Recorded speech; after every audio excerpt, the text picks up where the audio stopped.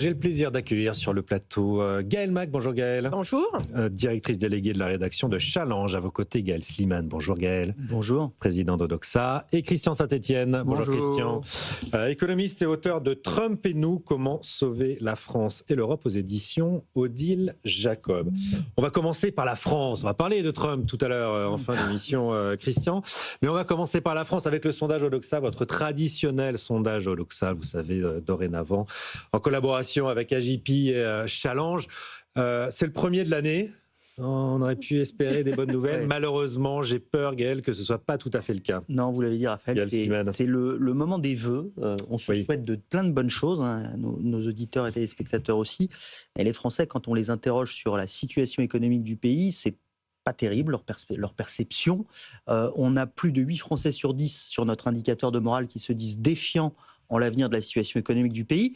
Et comme ce qui est intéressant dans les données de sondage de ce type, c'est de suivre dans le temps les choses, eh bien c'est le pire début d'année, c'est le pire mois de janvier jamais enregistré sur cet indicateur qui existe depuis près de 20 ans. Donc on n'avait jamais démarré l'année aussi bas. Voilà pour bien commencer. C'est pas pire que décembre qui était déjà très bas, mais pour un mois de janvier, on n'a pas fait pire.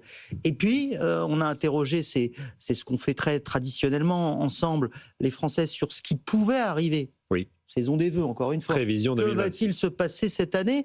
Et vous l'avez dit, Raphaël, c'est tout à fait inquiétant en termes de perception, puisque les 2 tiers des Français voient l'année 2026 comme une année de plus grande difficulté économique encore que l'année 2025, sur laquelle ils étaient déjà très pessimistes l'an dernier. On est à 67% de Français qui pensent que les choses vont mal se passer cette année. Et là aussi, on a des courbes qui nous montrent que on a déjà fait grave, mais que c'est quand même pas mal en termes de perception sur ce qui va se passer. Et puis on a détaillé, alors vous l'avez évoqué, le principal sujet d'inquiétude, c'est la hausse des impôts et des prélèvements. Là, pour le coup, on a un pronostic qui est massif. On a 83% des Français qui nous disent nous allons nous faire tondre cette année, c'est une certitude, et ça a progressé de 26 points. Ils sont lucides, ces Français. Ça a progressé de 26 points par rapport à il y a 6 ans. Alors, c'est beaucoup plus que toutes les années précédentes. Oui. Je vous prends l'année de référence 2020 où on était un peu moins pessimiste quand même sur cette situation. Plus 26 points. On pense aussi qu'on aura un faible niveau de croissance économique. On pense qu'il y aura plus de baisse du chômage et qu'il n'y aura certainement pas d'amélioration de notre pouvoir d'achat. C'est ce que nous disent 89% des Français. Et pour finir, ce panorama assez sombre, il y a le court terme, c'est-à-dire pessimiste sur le mois de janvier, sur ce mois-ci, pessimiste sur l'année. Et quand on regarde dans le rétroviseur et qu'on demande aux Français ce qu'on appelle le sentiment de déclin ou de progression, ont-ils le sentiment finalement que leur situation économique elle est moins bonne ou meilleure que celle de leurs parents au même âge ? Eh bien, on a plus de 60% des Français qui pensent ou qui croient que leur situation économique est moins bonne que celle que vivaient leurs parents au même âge, et qui pensent d'ailleurs aussi que celle de leurs enfants sera pire que la leur. Je dis qu'ils pensent ou qu'ils croient, et je ferme le débat là-dessus, parce que, a priori, sur les données statistiques réelles, à part sur le logement, on a d'ailleurs un baromètre avec BFM sur le sujet aussi, à part sur le logement où objectivement la situation s'est détériorée, sur la plupart des autres indicateurs économiques, la vie des gens est plutôt meilleure que ce qu'elle était il y a 30 ans pour leurs parents au même âge. Mais ce n'est pas du tout comme ça que c'est perçu.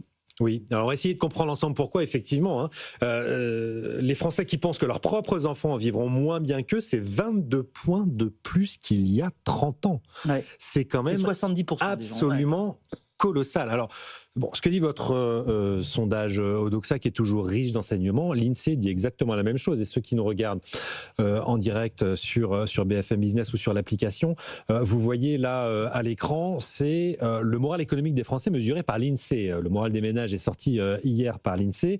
On est à 90, c'est-à-dire qu'on est sous la moyenne longue durée, et on y est depuis un petit moment maintenant. Mais si on prend les périodes, c'est, je trouve, assez intéressant. On voit que sous Jacques Chirac, le second mandat, ça s'est parfaitement effondré. Il ne s'est rien passé comme réforme durant le second mandat de Jacques Chirac.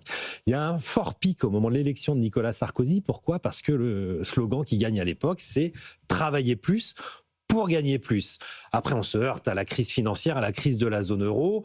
Le moral est dans les chaussettes et c'est au moment... Et puis la dégelée fiscale de 2011-2014 des gouvernements Fillon et puis sous François Hollande. Et ça remonte à partir du pacte de compétitivité jusqu'à l'élection d'Emmanuel Macron en 2017 et ça remonte même assez fort, ce qui prouve que quand on a une politique de l'offre qui est mise en place dans ce pays, finalement le moral économique des Français remonte. Les 2 mandats d'Emmanuel Macron, on voit ensuite la courbe. Alors ça a été secoué par la crise des Gilets jaunes, puis par la crise énergétique, et puis là on est dans les sables mouvants de la dissolution ratée depuis 2024, donc le moral est pas bon. Mais ce qu'on retire de ces 25 années de morale économique, Christian Saint-Etienne, c'est que finalement, ce que demandent les Français, c'est moins d'impôts et une politique de l'offre. Alors, certainement. C'est mon analyse à moi. Oui, certainement une politique de l'offre, mais je pense que ça va au-delà, c'est-à-dire une politique de l'offre inscrite dans une vision politique. La France est un pays politique, c'est un pays très particulier. Moi, j'ai vécu longtemps aux États-Unis, je dirais autre chose sur les États-Unis, oui. Mais sur la France, c'est pas l'Allemagne, c'est pas l'Italie, c'est un pays politique. On va pas remonter dans l'histoire, mais enfin, c'est quand même, il faut toujours rappeler. Ça éclaire le dans présent. La plupart des autres pays, la nation précède l'État. En France, l'État crée la nation et donc la politique. En Allemagne, vous êtes allemand par naissance, par le sang. En France, vous êtes citoyen par l'histoire politique. Donc, c'est un pays très particulier. Donc, quand le pays va mal, quand il n'y a pas de direction, quand il n'y a pas de vision, et là, on est vraiment dans une situation qu'on a rarement connue depuis la Deuxième Guerre mondiale, c'est-à-dire depuis la dissolution, plus personne ne voit où on va. Oui. Et on a un Parlement complètement émietté, avec personne qui veut collaborer.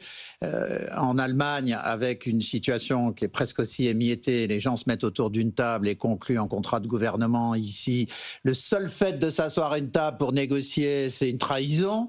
Donc on est dans un contexte où on peut comprendre que les Français soient dans cette situation, d'autant plus que la croissance n'est pas très bonne et que le niveau des déficits ne s'améliore pas. Donc la situation à la fois macroéconomique et macropolitique n'est pas bonne.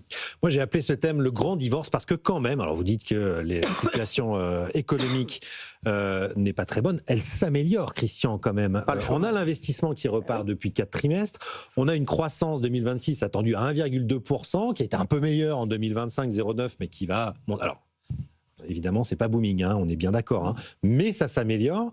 Et puis, on a un élément dont on a parlé en début de semaine sur ce plateau, qu'on n'entend pas du tout dans le débat public, qui est que la faiblesse de l'inflation en France fait que depuis plusieurs années maintenant, on améliore la compétitivité de notre pays. Sauf que ça se voit pas dans les 5 points d'écart avec l'Allemagne en 3-4 ans. Ce qui est quand même absolument... Vous avez raison, Raph, mais ce qui se passe, c'est qu'on a tellement désindustrialisé qu'on n'a plus rien à vendre. Donc, on ne profite même pas de notre compétitivité.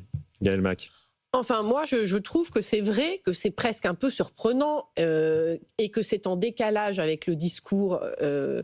Les consommateurs sont plutôt cohérents, finalement, avec leur ressenti, puisque en France, le moteur traditionnel de la croissance, c'est la consommation. Et là, la consommation est en berne. Clairement. L'épargne est au plus haut. La consommation, c'était 0,2% au 4e trimestre. On prévoit 0,3% pour l'année 2025. Alors qu'on prévoit pratiquement 1% de croissance, ce qui veut dire que vraiment le moteur de la consommation est faible. En revanche, on entend aussi beaucoup de complaintes et de réclamations et d'agacements de la part des patrons. Et là, les entreprises, surprenamment, investissent. Et c'est quand même le principal moteur de la croissance française ces derniers mois. C'est vraiment le rebond de l'investissement des entreprises, plus 0,8% au 3e trimestre, plus 0,5% au 4e trimestre. Et la croissance, comme vous l'avez dit, bon, évidemment, on part sur des chiffres qui sont globalement faibles. Mais, je veux dire, Au début de l'année, on prévoyait 0,6. Ah oui. On a augmenté une première fois à 0,8 et on a augmenté une deuxième fois à 0,9. Bon, alors que la conjoncture politique s'est pas du tout améliorée pendant la période. Oui, ce qui est terrible, c'est qu'on pourrait se dire que ça pourrait être bien meilleur que ça, effectivement. Ouais. Évidemment, c'est sûr que ça pourrait être bien meilleur que ça, mais il y a quand même une résilience de fond de l'économie et y compris même, d'ailleurs, je trouve des chiffres du chômage qui sont quand même la première inquiétude. Oui. C'est des ménages et c'est pour ça aussi que le moral est en berne. Alors que l'emploi tient peu ou prou quand même, a tenu en tout cas en 2025, on va voir en 2026. Le taux de chômage. Voilà, et oui, mais bon, je veux dire, on est en dessous du 8%, on va être à 7,8%. Et alors que bon, on a quand même encaissé déjà la baisse du nombre d'apprentis, voilà. Donc bon, l'économie est quand même, il y a effectivement un certain divorce, et notamment entre le ressenti des ménages et l'action des entreprises, je trouve, et des patrons, qui malgré tout, alors c'est dans un boom européen, hein, et il y a aussi des raisons autour du marché de la défense, par exemple, il y a quand même certains secteurs qui ont reçu des boosts. Bon, mais en tout cas, la situation économique n'est pas si pire, et ça, il faut quand même le dire. Pourquoi c'est un message qui ne passe pas le mur du son, ça, Gaël Slimane?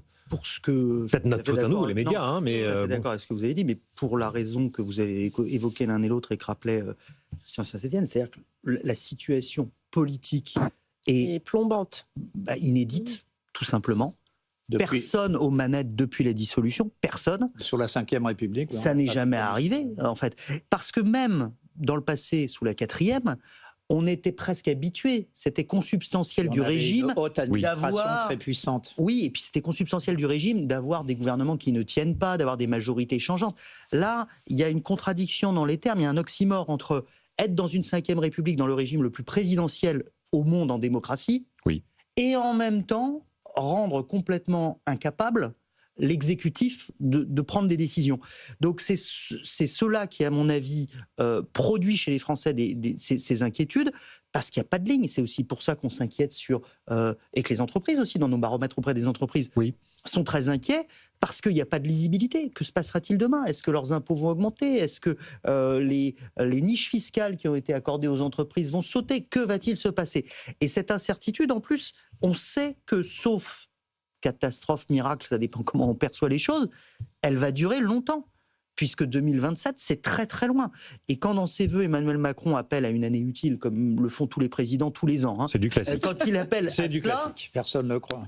Là, c'est impossible de le croire une seule seconde. Personne ne peut croire qu'elle pourra être utile cette année, parce que tout simplement, il n'a pas les moyens. J'ajoute que ça pourrait être encore pire. D'ailleurs, c'est pour ça que vous voyez la courbe INSEE que vous rappelez.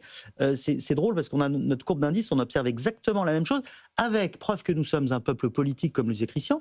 Des pics, vous voyez, à chaque fois, on a la même chose sur notre indicateur, à chaque élection présidentielle. Donc c'est cocasse parce que les gens nous disent... Ça veut dire qu'on croit à chaque fois au retour de l'homme providentiel en France. C'est-à-dire que les gens nous disent la politique, j'y crois pas. J'ai mes sondages où on voit, on n'y croit pas, on n'y croit pas. Et puis vous voyez notre indice de morale économique, où on ne parle pas de politique, on parle du moral économique. Hein. Et vous voyez, comme sur l'indice INSEE, un pic au moment, alors qui est de moins en moins élevé, hein, le pic. À chaque élection présidentielle, l'encéphalogramme est de plus en plus plat. Voilà, les gens y croient quand même un petit poil, même s'ils disent ne pas y croire. Et ça pourrait être pire, disais-je, parce que notre sondage ne tient pas compte. Le terrain avait été fait avant de ce qui vient de se passer au niveau international. Et l'enlèvement de Maduro par Trump, c'est quelque chose, on a des sondages qui vont sortir là-dessus, qui angoissent terriblement les Français. Pas du tout parce qu'ils auraient la moindre sympathie pour le régime vénézuélien ou Nicolas Maduro. Ils craignent l'enlèvement de Macron. Alors, ça peut-être le souhaiterait-il pour une majorité d'entre eux. Non, en réalité, ce qu'ils craignent, c'est que ce soit le signe. Vous savez, Gad Elmaleh, le comique, disait c'est la porte ouverte à toutes les fenêtres. Et donc que ce soit le signe d'un emballement généralisé mondial avec des risques au Groenland et ailleurs, mais ce sera évoqué plus tard. En attendant, on va revenir sur le budget. Si vous avez des questions, n'hésitez pas sur le compte Le Genre, le compte Twitter, le compte X, dorénavant ex-Twitter, @legenra, LEGENRA. On les répercutera durant l'émission, aux commentaires ou des questions. Je voulais juste rajouter un dernier tout petit point sur ce moral des consommateurs. Il y a aussi, en tout cas c'était visible dans l'indice de l'INSEE, il y a aussi une préoccupation récurrente et qui reste sur l'inflation, alors que l'inflation a vraiment baissé et qu'elle est attendue encore 0,8% au mois de décembre, la deuxième voilà. plus faible de C'est ça. Mais en la zone fait, euro. le souvenir de ces 20% d'augmentation de l'inflation, notamment dans l'alimentaire, pendant 2 ans, là, suite à la crise en Ukraine, c'est vraiment, en fait, c'est un traumatisme qui reste, en fait, dans la mémoire une persistance des Français. rétinienne, Il y a une persistance.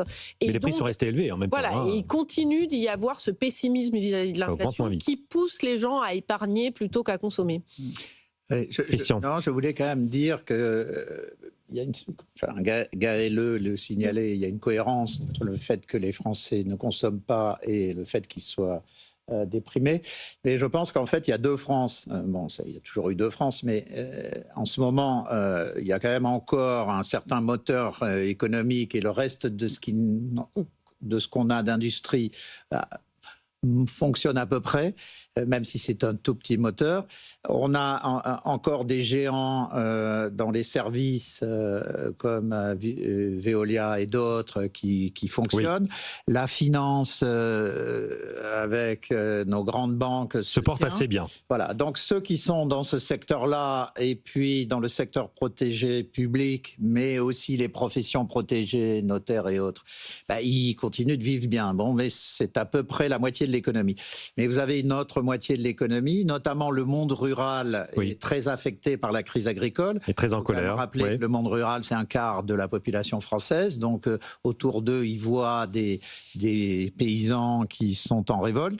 Vous avez également la grande diagonale qu'on a mise à jour il y a une vingtaine d'années, des Ardennes jusqu'au centre de la France. Elle est toujours là parce qu'il n'y a pas de réindustrialisation. La réindustrialisation, si elle avait lieu, elle serait là. Et les gens ne voient pas les usines revenir puisqu'il n'y a effectivement pas de réindustrialisation.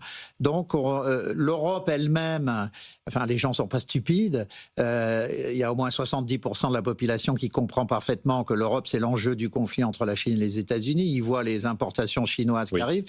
Et dernier point, qui marque aussi la distribution dans l'habillement s'est effondrée depuis 4-5 ans, mais avec une accélération. Le modèle économique a complètement changé, Donc les gens voient les magasins fermés, notamment dans les villes moyennes, et donc tout ça, ça n'encourage pas à avoir une vision optimiste, alors que à ce moment-là, on se tournerait vers l'exécutif national en disant bon, est-ce que vous nous proposez un truc pour sortir de ça? Et là, il n'y a personne. Il n'y a personne. Donc, bon, dans la France qui va bien, vous avez évidemment évoqué nos grands groupes. Nos grands groupes, on va probablement leur réinstaurer une surtaxe d'impôt sur les sociétés de 4, 6, peut-être 7 milliards. C'est ce que demande le Parti socialiste au moment où Washington vient d'annoncer la sortie de l'impôt minimum mondial de 15%. On est à 35,3% de taux effectif d'IS sur nos grands groupes aujourd'hui, qui sont à la fois la locomotive économique, mais aussi de l'influence française à l'international.